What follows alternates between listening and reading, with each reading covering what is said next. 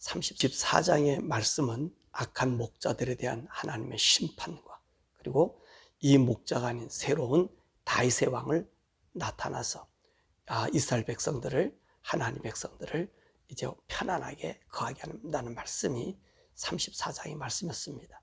이 35장의 말씀은 에돔에 관한 말씀입니다. 이 오늘 35장의 이 말씀의 배경은 우리가 먼저 배웠던 25장, 하나님께서 예루살렘을 멸망시킬 뿐만 아니라 열국을 멸망시킬 때 그때 에돔에 대한 말씀이 25장 12절에서 14절에 말씀하셨습니다. 그럼 25장의 말씀과 오늘 35장의 말씀이 어떻게 다른가 하는 것이지요. 이 25장의 말씀은 예루살렘이 멸망하기 전에 하신 말씀입니다. 이때는 언제냐면 바벨론이 예루살렘을 포위하고 있을 때, 그때 하나님께서 에돔에게 하신 말씀입니다. 그러나 지금은 예루살렘이 완전히 멸망하고 난 다음에 그 에돔에 대한 예언의 말씀을 지금 우리들에게 들려주고 있는 것이지요. 그러니까 25장에는 이 바벨론이 포위됐을 때 에돔이 바벨론과 합세해서 예루살렘의 멸망을 도왔단 말입니다. 그때 하나님께서 경고 말씀하신 거고요. 그리고 그때 그 심판을 얘기하신 것이고, 지금은요 예루살렘 완전히 무너지고 폐허가 된 다음에 하신 말씀입니다. 그러면 하나님께서 왜 이 에돔에 대해서 분노하셨을까라고 하는 것입니다. 오늘 하나님께서 5절의 말씀에도 그런 말씀을 하고 있는데, 너가 옛날부터 한을 품고 한을 품었다, 그런 말씀을 해요. 그럼 이 에돔이 어떤 사람이지요? 이 에돔은 야곱과 에서에서 바로 야곱의 형인 에서를 말합니다. 그래서 에돔이란 말이 붉다라고 하는 그런 뜻을 가지고 있잖아요. 그래서 팥죽 한 그릇에 에서가 야곱에게 자기의 장자권을 팔게 되고, 자기가 하나님의 복에서 벗어남에 대한 분노를 하게 됨으로 말미암아 그 에돔이 이 야곱을 죽이려고 했던 그런 사건이 있지 않았습니까? 그래서 이 야곱은 형을 피해서 삼촌 라반의 집으로 가게 되는 그런 비운이 있었다는 말씀이죠. 바로 이 에돔이 그런 한을 가지고 있었다고 말씀하고 계신 것입니다. 그래서 이 에돔은요 항상 이스라엘과 자기가 같은 형제로서 이스라엘의 잘되지 못함을, 멸망함을 갈망하고 있었던 그런 족속이다, 그렇게 이야기하고 계십니다. 그래서 이 에돔은요 이스라엘 나라가 애굽에서 나와서 가나안 땅으로 갈 때, 에돔의 길로 가자 할 때 에돔이요 가지 못하게 했어요. 광야 생활할 때에도 이스라엘 사람들에 대해서 그렇게 좋은 감정을 갖고 있지 못했다는 말씀입니다. 그래서 이들을 말씀 보면 끊임없이 이들이 이스라엘 나라의 멸망을 기뻐하고 그 멸망시키려고 하는 그 세력 속에 항상 가입했다는 것입니다. 그래서 우리 하나님께서 이 에돔에 대해서 심판하시겠다고 말씀하고 계신 것입니다. 그래서 오늘 하나님께서 심판하신 말씀에 대해서 오늘 5절에 보니까 이 옛날부터 한을 품어서 이스라엘이 환난 당할 때 칼의 권능에 그들을 붙였다, 그러니까 이들이 함께 도왔다는 얘기하고요. 6절의 말씀 보니까 피를 미워하지 않고 이스라엘을 질투하였다, 그러니까 이스라엘 나라가 지금 멸망당해서 죽음에 고통당하고 피의 전제가 드려졌을 때 오히려 그들이 그렇게 하도록 함께 동조했음을 얘기하고 있고요. 12절의 말씀 보니까 이스라엘 산들을 가리켜 저 산들이 황무하였으니 우리에게 붙여 삼키게 되었다다 하면서 욕을 했다는 거예요. 다시 말하면 예루살렘 멸하고 이스라엘 나라를 멸하면 그 이스라엘 영지 모두가 자기 것이 된다라고 생각했던 거예요. 그래서 10절에 그 말씀 하잖아요. 두 민족과 두 땅은 다 내 것이다, 그렇게 욕심을 부렸다는 거예요. 그러니까 이 에돔 사람들은, 이 세일 사람들은 자기 땅뿐만 아니라 항상 이스라엘 땅을 삼키기를 원했던 것을 이야기하고 계십니다. 그리고 13절에 보니까 하나님을 대적하여 입으로 자랑하고 여러 가지 말을 했다는 것입니다. 하나님 대적했다는 말은 뭐지요? 이들이요 하나님을 섬기지 않았지요. 하나님 등졌지요. 사실 이스라엘 나라를 조롱하고 멸시하는 것은 하나님을 멸시하는 것이지 않아요. 하나님 명령을 이행하지 않는 거잖아요.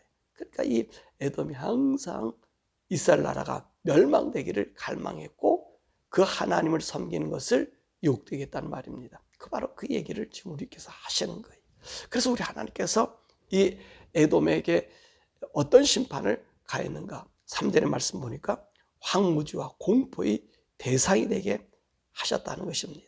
그래서 6절의 말씀에 보니까 또 피를 따르게 했다는 것. 피가 계속해서 에돔에 내리게 만들었고요. 8절에 칼에 죽임을 당한 자가 산 언덕과 골짜기와 시내에 엎드러지게 되었다는 것입니다.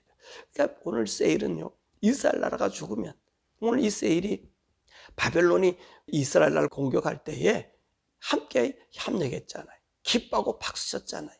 그런 말씀이요, 이사야에서도 나오고 여러 군데에서 나오잖아요. 에돔의 이 악함을. 그러니까 오늘 하나님께서 에돔을요, 이스라엘 백성이 죽는 것처럼 같은 죽음의 모습을 하게 한 것입니다. 그러니까 이들 생각이 그랬죠. 우리가 예루살렘을 정복하는 데 도와줬으면 그 땅을 우리에게 줄 것이다. 우리 같은 민족이 같은 형제인 것 절대 아니까 그렇게 생각했다는 것입니다. 그런데 하나님이 오히려 그들을 자기의 산이나 언덕이나 골짜기나 시내에 엎드러지게 한다는 것입니다. 그리고 7절과 9절과 15절의 말씀 보면 세일산을 황폐하여 내 성읍에 다시 거주하는 자가 없게 하신다 라고 이야기하고 계십니다. 왜 그러냐면 이 세일산이라고 하는 것은, 에돔이 사는 것은요, 난공불락의 도시입니다. 그래서 이 세일산을 갖다 말하면 독수리가 날개쳐서 높이 나른다 라고 하나님이 그런 표현까지 써요. 이 지역은 들어가기 힘들어요. 들어가는 입구가 하나밖에 없고요. 그 안에는 바위산으로 둘러져 있어서 그 안에 궁궐을 짓고 사는데 적군이 들어온 협작이 너무나 작으니까 위에서 돌을 던져 죽이면 이길 수가 없다는 거예요. 그런데 이 세일이 황폐해질 수 없는 그들이 황폐함을 당하는 거지. 왜 그럴까요? 하나님께서 그 세일을 심판하시기 때문에 죽임을 당하지 않는 그 언덕 골짜기 시내가 모든 시체로 가득 차게 되고 다시는 이 세일에는 사람이 거주하는 자가 없게 하신다 라고 말씀하십니다. 그래서 이 세일이 여기서 쫓겨나서 이두메라는 곳에 자리를 잡고 있다가 영원히 역사 속으로 사라지는 모습을 우리가 보게 됩니다. 그러니까 하나님이 그와 같이 세일을 심판하신 것입니다. 그럼 하나님께서 이런 심판을 통해서 우리에게 들려주고자 하는 것은 무엇이냐는 것입니다. 그러니까 여호와 하나님은 어디나 계시고 우리의 일거수 일투족을 다 알고 계신다는 것입니다. 그러니까 이스라엘에 국한된 하나님이 아니라 모든 사람들을 지켜보고 다스리고 주관하시는 분임을 이야기해 주고 계시는 거예요. 그래서 오늘 4절의 말씀 보니까 내가 이와 같이 세일을 황폐하고 심판하게 함으로 말미암아 네가 나를 여호와인 줄 알게 한다 하신다는 거고요. 또 9절에 보니까 내가 여호와인 줄을 너희가 알게 하신다 라고 하는 것입니다. 그리고 10절의 말씀 보니까 여호와께서 거기 계셨느니라 라고 얘기해요. 오늘 세일이 예루살렘에 대해서 모함하고 또 예루살렘에 대해서 계획을 세우고 저들과 함께 이제 어떤 일을 행하든지 간에 하나님께서 어떻게 하셨어요?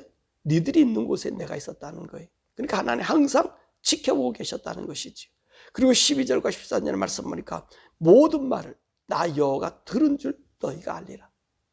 하나님 다 듣고 계셨다. 그 말하시고요. 그리고 11절이니까 심판하실 때 그들이 나를 알리라. 13절에 이렇게 에돔 온 땅이 황폐할 때 내가 여호와인 줄 모두가 알게 하게 함이라. 그러니까 이 말씀 무슨 말씀이에요? 하나님 단순한 이스라엘 나라, 그 이스라엘 나라가 잘못해서 그를 심판하는 심판자가 아니라 세상 어느 곳에 있든지 어느 누구에 있든지 그 하는 말과 하는 생각을 우리 주님이 알고 계시고 듣고 계시고 그곳에 우리는 알지 못하지만 와 계시더라는 것입니다. 다 알고 계신다는. 그래서 이 에돔을 하나님께서 심판하시면서 이 말씀을 그들에게 들려주고 있다는 것입니다. 사실 하나님께서 이 에돔 그리고 주위에 열국들을 심판하신 이유가 뭐지요? 그 이유는요, 이스라엘 백성의 멸망당함을 기뻐했다는 거예요. 즐거워했다는 거예요. 근데 하나님께서 왜 이스라엘 백성을 어떤 백성으로 생각해서 그를 징계하죠? 이스라엘 백성은 여느 백성과 달리 내 백성이라 그랬어요. 내 자식과 같다 그랬거든요. 근데 지금 하나님께서 이 이스라엘 백성이 나를 섬기지 않고 떠나니까 그 이스라엘 백성을 하나님이 채찍질하는 것 아니에요. 그 이스라엘을 때리면서 우리 하나님 기뻐서 즐거워하지 않았단 말입니다. 이 사람들은, 이 주위 사람들은 예루살렘 멸망하는 것을 기뻐하고 즐거워해요. 행복으로 느낀다는 말이죠. 또 오늘 여기서 말씀처럼 오늘 이스라엘이 멸망하면 거기 있는 부와 이 모든 것을 우리가 누리겠다, 이렇게 생각하면서 이스라엘 나라가 매맞음을 즐거워했단 말이에요. 근데 하나님 입장에서는 어떻죠? 그게 아니잖아요. 내 자식을 때리는 거예요. 그럴 때 그 마음이 얼마나 아프겠어요. 그 하나님의 마음을 헤아리지 못하고 오히려 그 때리는 애에게 더 가서 자기도 달라붙어 가지고 때리니까 그 하나님 마음이 어떻겠냐, 그 부모의 마음이 어떻겠냐는 거예요. 그래서 하나님께서 그 분노를 그들에게 쏟는 거예요. 왜? 내가 이스라엘 나라를 채찍치 하는 거 너희보다 더 못해서 그런 게 아니라 너희들의 경고와 훈계를 삼으려고, 교훈을 삼으려고 내가 삼은 종이라는 거지. 종인데 그 종을 내가 때릴 때에는 너네들이 어떤 심판이 있겠느냐라고 하는 것입니다. 그래서 이스라엘을 멸망하고 난 다음에 그 주위의 세력을 하나님 다 멸망시키잖아요. 모압이든 암몬이든 오늘 여기 얘기한 에돔이든 그 다음에 두로든 시돈이든 오늘 이스라엘 나라가 멸망하고 난 다음에 어떡하죠? 이들을 다 멸망해. 왜? 이들이 박수쳤다는 거예요. 내 마음을 알지 못하고 박수쳤다는 거예요. 더 나가서 하나님께서 이스라엘 나라를 징계하시면 왜 징계하시는 거예요? 모든 열방이 하나님을 알고 하나님을 섬기라는 것입니다. 하나님을 따르라는 것입니다. 그런데 오늘 이들이 박수치고 좋아한 것은 오히려 하나님 앞에 한 것 아니라 이들은 하나님 섬기는 자들이 아니잖아요. 자기 우상들 앞에 절하고 예배하고 우상을 높이는 자들이잖아요. 그러니까 오늘 이들이 하나님은 하나님 백성이 하나님 뜻으로 살지 못하기 때문에 채찍을 하는데 이들은 자기들의 신들이 이스라엘 나라를 멸망시킨 것처럼 생각하니까 하나님께서 오히려 이들에게 채찍을 가하셨다는 것입니다. 자, 바로 하나님은 이스라엘을 사랑하기 때문에 채찍하고 그리고 그들을 다시 본토로 돌려오지만 다른 열국들은 어떡합니까? 그 자체에서 사라지게 만든다는 거예요. 그곳에서 그들의 생존을 없이 한다는 것입니다. 오늘 이것이 우리에게 참 기쁨을 받는 우리 성도들의 위로입니다. 모든 열방들은 없어져도 이스라엘 민족은 어떻습니까? 하나님이 선택해 주셨다 해서 없어지지 않는 민족이에요. 사라지지 않는 민족이에요. 그 어느 곳에 있든지 간에 자기 나라, 자기 본국 하나님께로 돌아와요. 그것이 이스라엘 사람들이. 왜냐하면 하나님 주관하시기 때문에 그렇잖아요. 그렇다면 오늘 우리 성도도 마찬가지라는 말이죠. 이 열방 속에 흩어져서 우리가 주님을 믿고 있어요. 주님을 섬기고 있어요. 그럼 그 주님은 우리를 어떤 사람으로 취급해 주지요? 이스라엘은요, 단순히 하나님께서 언약 가운데서 짐승을 잡아놓고 약속에서 세운 그런 나라가 이스라엘 나라예요. 왜냐하면 아브람과 약속을 맺었을 때 3년 된 소, 3년 된 암소, 양, 비둘기 이렇게 잡아가지고 약속으로 너는 내 백성이 되고 네 자손을 내가 기르고 내 백성 돌아와서 이 땅을 차지하게 하고 네 하나님 되겠다라고 얘기했어요. 그 짐승을 잡아놓고 언약한 사람들이 이스라엘 사람들이. 근데 오늘 신약의 성도들은 우리들은 어떠죠? 저들이 하나님 뜻을 따라 살지 않으니까 우리 새로운 어제 말씀 다윗의 왕국을 건설했잖아요. 너희들 목자들은 악한 목자들이기 때문에 그 악한 목자가 아니라 다윗이라는 새 왕국에 새 왕을 주어서 그 백성을 그리로 평안으로 인도하신다 그랬잖아요. 바로 그 왕이 누구지요? 우리 주님 아니십니까? 우리 주님이 우리의 왕이 되셨고 그 예수님이 우리를 자기 피로 우리를 사준 사람들이 신약의 성도들입니다. 그러니까 구약의 사람들은 짐승을 잡았다면 신약의 우리 성도들은 주님의 피로 우리를 사준 거예요. 그러니까 우리 하나님께서 뭐라고 하는 내 아들이라 그러고, 또 우리 하나님께서 뭐라 말씀해? 너는 내 안에 있다 그러고 나도 네 안에 있다라고 말씀하고 계신 이 존재 자체가 달라요. 구약의 이스라엘 백성과 신약의 우리는 존재 자체가 다르다는 말입니다. 그러니까 생각해 보세요. 여러분들이 하나님 뜻 안에 살고 하나님 말씀 안에 거할 때 우리 하나님 우리를 어떻게 보시겠는가? 짐승의 피로 산 이스라엘 백성도 하나님이 정해줘서 그들과 함께할 때 그들을 미워하는 자들을 이렇게 하나님 심판하셨다면, 오늘 예수의 피, 그분의 피로 사서 아들로 인정해준 우리가 이 세상 살아갈 때 우리 하나님 어떻게 우리를 대우해 주시겠냐는 것입니다. 그래서 하나님 믿으라는 겁니다. 하나님 의지하라는 겁니다. 우리는 단순한 존재가 아니라 하나님의 피로 바꾼 존재. 그래서 고린도서에 뭐라 말씀하세요? 너희는 값으로 샀다는 거예요. 너희들은 그냥 말로 어떻게 언약으로 된 것이 아니라 하나님의 피의 값으로 산 자들이 우리라는 말이에요. 그러니까 여러분 이 정체성을 가지시길 바랍니다. 그래서 내가 하나님 믿고 하나님 의지하고 산다. 그러면 하나님은 나를 지켜주신다. 이스라엘 백성을 때리는 거, 이스라엘 백성을 잘못된 거 하나님이 채찍할 때 옆에서 조롱하고 그 채찍에 좀 거들었다고 그 나라들을 멸망시킨 하나님이에요. 근데 우리는 어떤 자라 그랬어요? 지금 하나님 피로 사는 거지. 우리가 얼마나 존귀한 자가 되겠어요? 얼마나 존귀. 하나님이 시기할 정도로 사랑하는 자가 우리들이에요. 우리들. 그러니까 이 세상 살아가는 동안 저와 여러분들이요, 하나님 말씀 안에서 거하셨어요. 여러 가지 환난과 어려움입니까? 두려워하지 마세요.